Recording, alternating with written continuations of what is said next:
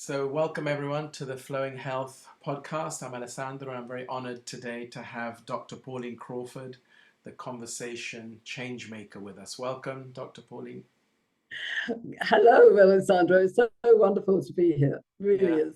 And all the way, I'm in sunny Wimbledon. Well, it's nighttime here, but in Wimbledon, and you're in Las Vegas, is that right? I am, although I hail from London originally, I am now in sunny Las Vegas. Yeah, Yes, and it probably is sunny today, isn't it? it is. Although for Vegas, it's actually cooling down slightly. We're heading into the autumn, which is, to be honest, the best time here. So, what temperature is autumn? It'll be 70, 75, Okay. as opposed to 110. Yeah, no, I've been there once in summer when it's unbearable. You got to be indoors often. Yes, it is. You get so used to air conditioning, it's not funny. Great. So the theme, one of the themes, main themes of today is authentic harmony between women and men, which is something that I think we could all do with right now and in the future. So a big topic, and maybe we could just start a little bit with your story. Maybe how did you come to be the conversation change maker? Maybe what brought you a defining moment that brought you to where you are today, really.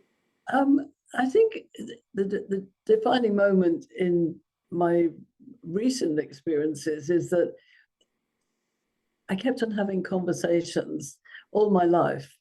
And then about 10, 15 years ago, my daughter said to me, Mum, you have wonderful, magical conversations. And I said, oh, what does that mean? He said, well, somehow when you talk, you make everything harmonious and you make it right. And I thought, okay.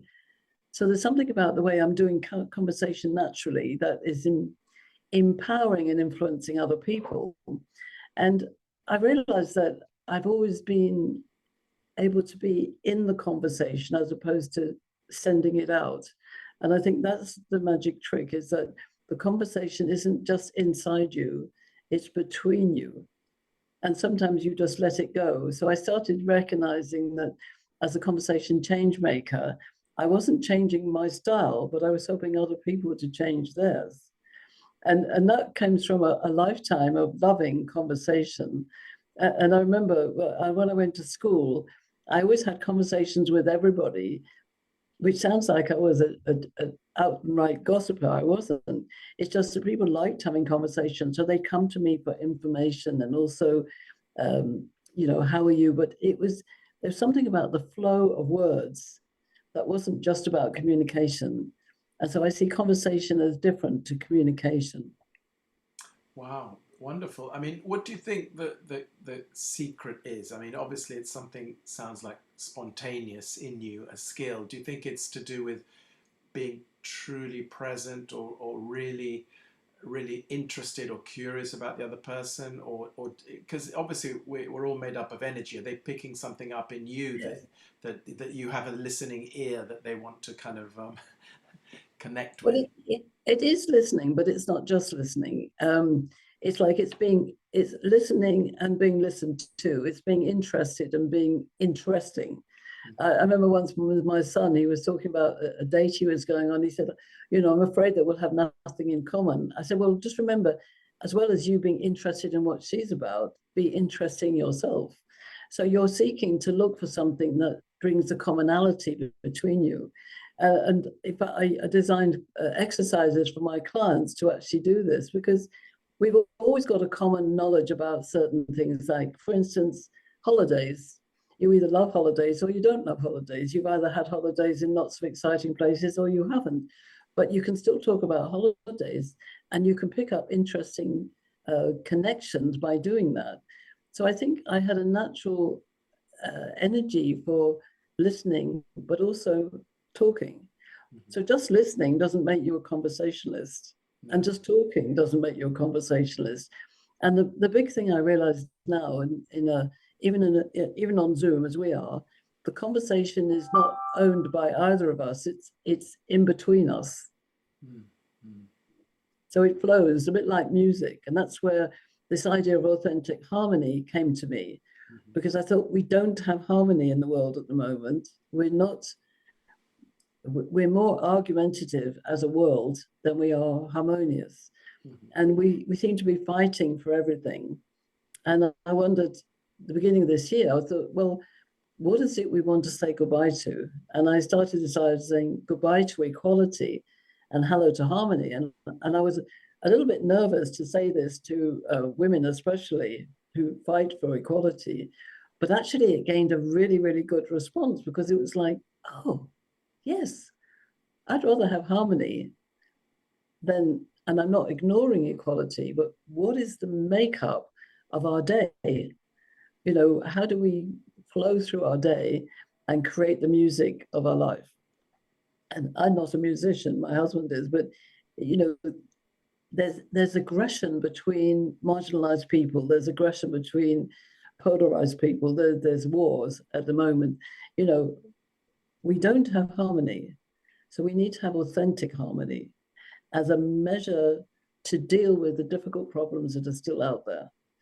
So it's not just, it's not you know, it's just not positive happiness all the time. It's actually looking at how do we create that symphony? Who's in the orchestra with me? Are we playing the right piece? Are people listening? Wonderful. I love the way you describe it, and this flow of conversation and listening and speaking. And so I know you talk about positive masculinity, which I think is a beautiful term, because I hear a lot of other stuff around toxic masculinity. Let's deal with that. But actually, positive masculinity. Should we talk about the positive masculinity? Absolutely. And I've been very blessed to be invited to be something called the G100 Global Chair for Positive Masculinity. And dealing with the empowerment of women and the engagement with men, I suddenly thought, wow, that is a really good way of looking at it. So I actually talk about positive femininity as well. So where positive masculinity meets positive femininity, and this is not necessarily just men and women, this is the energy in all of us. And as you know, with Qigong, it's all about energy. So if the masculine energy is strong and forthright and dynamic, and the feminine energy is the gentle and the soft and the intuition, then we see that in men and women. But of course, the nature of toxic masculinity has caused a lot of challenges in our world, a lot of trauma, a lot of marginalization. We know there's a lot of gender-based violence and cruelty against women in the world. And so the idea of men stepping into a positive masculinity state, hopefully, means that they understand their resistance to violence and their engagement in kindness and compassion, but in their own manner. And I think that's one of the things that I look for in harmony, is that women to understand that men by nature are maybe stronger and fiercer occasionally. And that if we're having a topic like violence on the table, we need to embrace the now. You know, how can we still have positive masculinity and positive femininity, take violence out of the equation, and actually understand that toxic is relation to everything. So if it's toxic behavior, it could be in a man or a woman, it could be an old or young, it could be in associations or business. You know, that's, if we can recognize what is not good and what is good and choose good, that for me is the way forward. And it is also personal perspectives. So I do encourage men to think about what a woman-centric journey is. A woman's journey in the world is different to a man's. And just to share with you that positive masculinity as a term has been embraced by 6 presidents in African nations who are renowned for gender-based violence. And their stand is that they will stop and eliminate violence against women and girls. Now, if they can achieve that, it's likely to be more significant and more long-term than if women fight for it. Does that make sense? Well, perfect sense. I mean, if it comes from the top down, I think it's amazing that in Africa, where, you know, in many cultures, you know, there has been an inequality. I mean, my dad lived in Africa, in Morocco, but I know in Tanzania we lived there as well, and there was definitely a great inequality. And which countries are these? Are the six? I think you mentioned. Well, it started, and to give them all credit, it started in the DRC Congo. Mm-hmm. It embraces Senegal, Ghana, Togo, Rwanda, DRC Congo, and South Africa. I think And that's South right, Africa, six. yeah. And they committed to a promise that they're kind of backed by the African Union. They had their first conference last year, and they've just running up to their second one in Senegal this November. And they're committed to one conference a year and then activities in between. My contact is the special attaché to the DRC Congo, who is a stunningly courageous woman, I like to add. And it's wonderful to hear them in their overall rhetoric talking about positive masculinity. We may not know yet what that means in reality, but the fact that people are talking that way helps us to divine that something positive will happen. Yeah, it's a great term. I mean, I'm going to be using it a lot more now. As I mentioned earlier, yeah, recently there's a book called Reinventing Masculinity by Ed Frauenheim, and one of his colleagues, another Ed. So I'm hoping to do a podcast with the two Eds, and he talks about how bringing reinventing masculinity in the workplace. They're talking a lot about the workplace because obviously men tend to have a lot more of the higher, more responsible roles, but bringing in the 5 C's, which are curiosity, connection, compassion, courage, and commitment, but especially compassion and connection. And I think these are terms that men, don't often talk about. And I've been working quite a lot in men's groups as well. And it's amazing to see men definitely wanting to open up and connect more and be more compassionate to themselves and to others. So it is happening, but I think with a term like positive masculinity and just tell me a little bit about how do you bring people together? You mentioned like a... It's interesting because my main focus is in the corporate world, the business world. And again, this is like looking at it a different way. So it's not just what are men doing, let's add women. It's let's look at all people and see what kind of harmony we could create. Go back to the orchestra and the symphony. What does a company's culture have as its symphony, its music, and who are the players? And actually, with men, there has been a lot of fear, I think, in the pandemic and the lockdown. I find a lot of my clients are they're very stressed about how do I keep on business going? How do I create operational excellence and deal with all this diversity stuff, etc. I say, well, don't regard it as a problem. Don't regard it as a challenge. Regard it as a choice. So we're looking at all the players around the table. Who are the players in the orchestra pit? So with the men who do respond really well to the idea of positive masculinity in the workplace, it's about saying, well, how do we use that? What's the strength? So if we look at masculinity and femininity, it is like yang and yin. It's the masculine is that strong action, it's decisiveness, it's tangibly outward going. Yeah. Feminine is the inner, it's the flow, which we also need because we need relationships and we need customer base. We need employees to feel happy. Nourishing as well.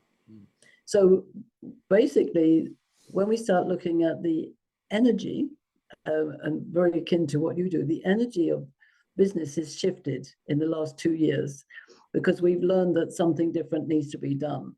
And the brave ones, my clients who really say, yes, let's do it. It's not just about adding women in, it's about understanding themselves. There are gentle-minded guys, there are tough, I call them the rulers who are very bullet point, and there's the philosophers who are very gentle. And the women who come into play also don't want to play on the men's game. Women have done that for decades and decades. But we need to actually now use our strengths and talents and say, okay, there's the logical-minded female, the magician like me, who loves action, but still is very female, and the feminine-minded female who wants to bring in that nurturing, the healing, the health. You combine all the characters, you get the best business outcome. So when you appeal to the positive masculinity that strikes men as good, they feel empowered because they are the nature's protector and provider. And that's okay. And I encourage my female clients to honor that and, don't fight their corner when they don't need to. Yeah. And this is the idea of the magical conversation, the authentic harmony. If we want harmony, you don't want the instruments in the orchestra fighting each other. You suddenly find the strings, the violins going, no, well, we're best. We're going to take over this song. No, it's not going to work. And the wise conductor, who's maybe the CEO, is actually utilizing everything that's present in front of him.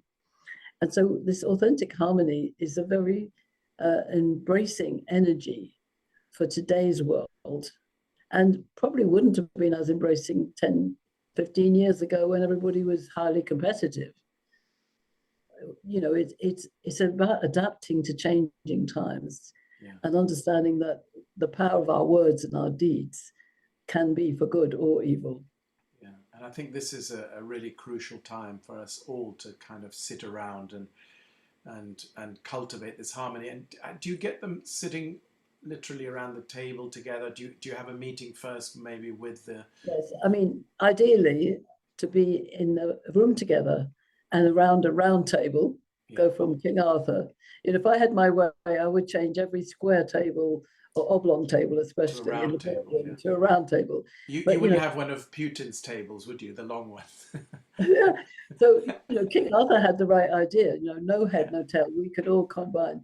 But even if you sit in an open circle, it's about the energy that you share. So the main thing about these conversations, to get to the authentic harmony, I have 3 big simple rules. The first is there's no judgment. Mm-hmm. So you come into the circle to share from your experience, not your judgment. And the second is no anger, no violence. So it can be passion and energy. And the last is no coercion, no trying to control things before the time is due. And what I mean by that, in the business world, of course, we need action and we need KPIs and all this stuff. But this is like a seeding ground. So what I do is I run these sessions for maybe 60 minutes to 90 minutes to set the scene, mm-hmm. to understand what's contributing. And the conversation is in the middle of the table. That's the other important thing, is that it might be placed there by the HR director or the CEO or the manager, but the topic is a shared topic. It's how do I see this? What does it mean to me? And we have systems and technology that captures the information. It could be Post-it notes, anything works. But the idea is that once you close the session, you've seeded the ground. You don't rush in and harvest it straight away. Mm-hmm. You give it a day or so, and you start looking at the points, and you start connecting the dots. And in fact, we said connection was very important. And I like the last one on those C's, which is commitment. Because if we committed as a world to actually finding resolution through authentic harmony conversations, we would maybe be able to solve economic crises and social injustices and climate change much quicker than we are at the moment. Definitely, yeah. And do you sometimes find it's challenging for especially men to kind of show their vulnerability or to open up? Well, it is, but what's interesting, I as you can tell, I'm a bit of a logical minded woman. I say to men, well, just could you just put your ego outside the door? That'd be fine. You can pick it up later. Yeah. And I'll give you an example of this. I was working with a bank, and they were in a German bank, and we had a large number of tables of these conversations all going on. I was looking after a couple of the tables, and these German guys were looking at me saying, so what do we have to do? I said, I'm not going to tell you. I'm inviting you to share. And they kind of looked at me because they were very used to this, and then they suddenly dawned on them that they were in control and they could manage this conversation. And it was amazing. Like the light went on and it was like, oh, yes, I'm not being watched. And so what you find is that we've had a world which wasn't used to the freedom to be imaginative. I think in COVID, we had this curious time where we were suddenly all in another space on a screen, and we had to do things different ways. And now we're coming back out of it. Let's use our curiosity. That's our imagination. It's free. Maybe the world could be totally different. You know, I'm not saying ignore the past. When I say goodbye to equality and I say keep the best from the past and release the worst, stay in the present to explore a future, which we do together. And I think that women and men should have joint custody of the world. 100%, yeah. So the challenge is now, how do we do that? And that's what I invite people to think about is in your own world, in your families. And joint custody doesn't mean you split everything up. For me, it means harmony. So let's do this together, but do what we do best. So women do certain things better than others. So women do certain things better than men. Men do certain things better than others. In my archetype study, some archetypes do certain things better. Get to know each other. And that's where, when you tune in, you listen and be listened, be interesting and be interested. It's a flow of energy. And women are particularly good at flow because of the way our whole body energy is created. But men are stepping into this, don't you think? Oh, definitely. No, I see it much more. You know, men are much more open to, and I see big companies over here, corporates like Unilever, really talking about life purpose and wellness and Yes, you know, being much more open and sharing a lot more and investing. absolutely. There's a lot more investment in the wellness of all the employees rather than just the management, or you know, in the old days, you know, they'd Well, all go. there is. And I'd like to qualify something that recently there was a conversation like this, which one of my colleagues was running, and the CEO, who was a man, said at the end, he said, wow, he said, this has been much better than just creating policy. And the session was all about how do we listen, how do men and women listen to each other. So you mustn't assume that men know what it could be, or even women should know. We don't make assumptions. We actually say, right, what do we do best? How do we get together? How do we solve the issues of this company, this family, this association? Rather than going in with, well, I'm right, and unless you go my way, I'm going to argue with you. It doesn't get us anywhere. No, that's the old paradigm, really, isn't it? Oh, You know, yes, the ruler, the man, you know, who would make up the rules and everybody had to follow. I worked in a few of those companies, so I've had that experience. So we'll put some links into your. I know you've got a YouTube channel and you've got you know, on LinkedIn you've got quite a few yes. great The talks. LinkedIn one is good, and also the YouTube channel. I've put up a piece there about navigating conversations that matter, which reveal the basically the gender dynamics intelligence tool that I use, and people love it. I tell you why, because it's a circle of life, Mm-hmm. which means that everybody's on there. This is not about gender identity and it's not about diversity. It's about how do we engage everybody in the circle of life. So people say to me, oh, I'm not on your map. I say, I think you're breathing. You are, yeah. And therefore, you know, it's a great conversation place for all the things that we argue about, like LGBT, trans, Yeah. race, ageism, everything. You can have a conversation in there. It's like the circle of life to create the authentic harmony conversation. And that's my legacy that I want to leave in this world, Alessandra. I would like, if I have another 20 years, who knows, I would like to be the person who eliminated bullying and sexual harassment in the workplace, because that is such a waste of time. And we've got so many more things to be joyful about. For sure, for sure. And is there the gender dynamics intelligence tool? Is there a PDF? Is there something that we can share later on with Yes, people? it's actually on my YouTube channel. Yeah. It's currently sitting on the pole position at the front. I posted it recently as a way of just diving into the tool. Okay. So people can go there. I can send you the direct link on that as well. Yeah, I'll add the link at the end of the talk. Yes. So it's been fascinating. Positive masculinity. I think we're all in for that. And authentic harmony between women and men. I think we're all in for that. So I agree with, I think, everything you say.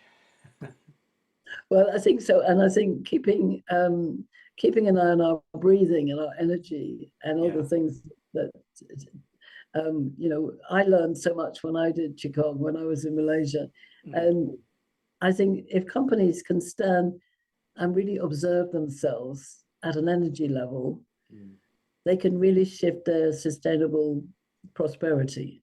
Yeah. And just to start thinking about the language that you use is inevitably your perspective on the world. And so use it wisely and listen to other people's dialogue to understand where they're coming from. Yeah, beautiful. That's a great point to end on. And I think just that awareness that we're all, becoming much more aware. And I think you mentioned this earlier, it's not necessarily about men and women, but it's those energies, the masculine and the feminine, which are natural energies. And when those are in balance, I think we're all in good shape, Absolutely. And we only have to look at nature to understand that when nature is going well, it balances itself extremely well. Yeah. With ease. Thank you so much. Dr. Pauline, thank you so much. I'll put all the links in so people can find you, get in touch, and if they want to work with you, obviously they can get in touch directly. I would love that. Yes. Okay. Thank you very much. Take care. Thank you. Thanks.